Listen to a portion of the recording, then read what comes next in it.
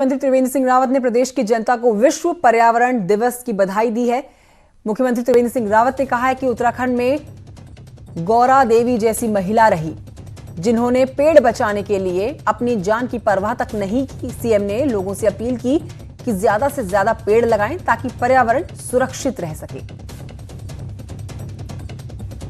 मैं आज आप सबसे ये अपील करता हूं कि विश्व पर्यावरण दिवस के अवसर पर हमें संकल्प लें कि हमारे घर में कोई भी मांगलिक कार्य होता है, शादी है, कोई नया मेहमान घर में आता है,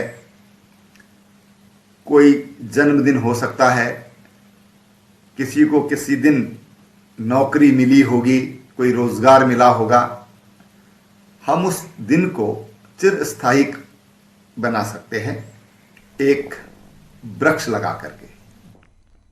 इस बीच आपको बताएंगे सीएम त्रिवेंद्र ने राशन की कालाबाजारी को लेकर सख्त रुख अपनाया है। उन्होंने डीएम को आदेश दिया कि किसी भी हाल में राशन की कालाबाजारी ना हो। तो वहीं त्रिवेंद्र रावत ने किसी भी सिफारिश नहीं सुनने की अपील की है तमाम जिलों के डीएम से। राशन की कालाबाजारी किसी भी हालत में नहीं होनी है। कितना बड़ा आदमी कोई सिफारिश करता है, किसी की सिफारिश सुनने की जरूरत नहीं है।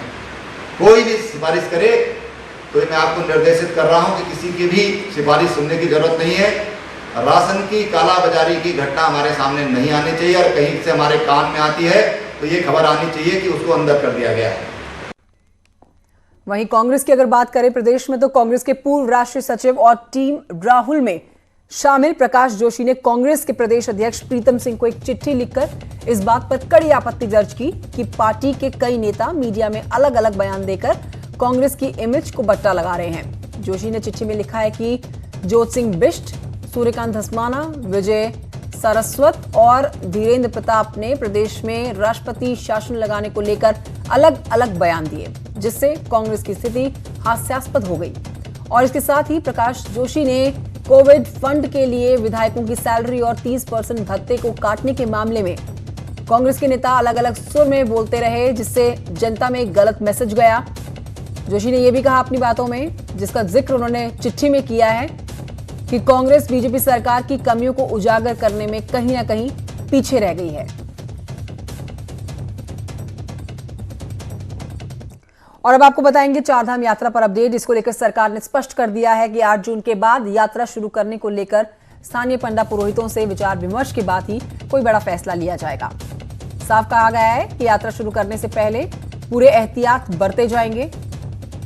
पंडाओं की स्थिति, वहां मौजूद होटल समेत सभी व्यवस्थाओं को लेकर डीएम को गाइडलाइंस जारी की जाएंगी। उन्होंने कहा कि यात्रा जब सीमित संख्या में शुरू की जाएगी तो पहले चरण में इसे केवल और केवल उत्तराखंड के वासियों के लिए ही खोला जाएगा।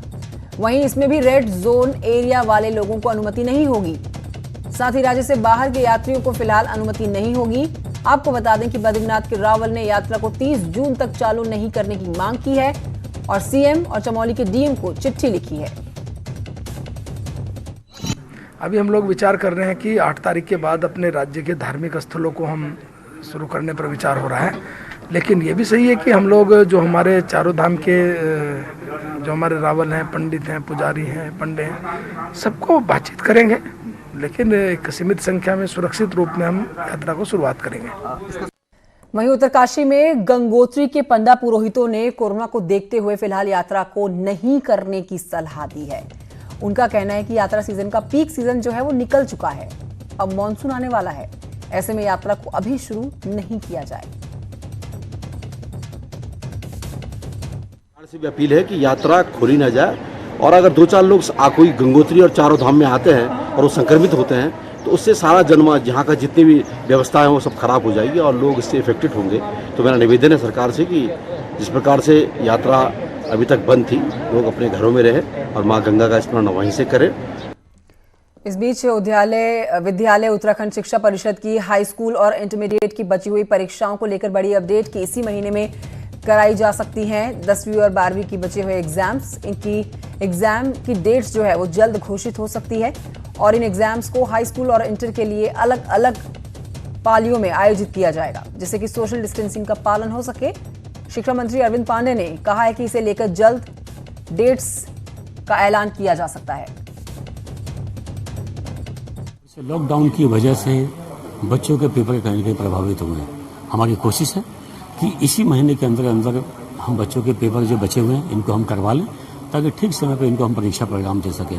क्योंकि बच्चों को बाद में हायर एजुकेशन में जाना पड़ता है, कई कंपटीशन में जाने पड़ते हैं, तो हम सोच रहे हैं कि हमारे बोर्ड के एग्जाम की वजह से लेट ना हो।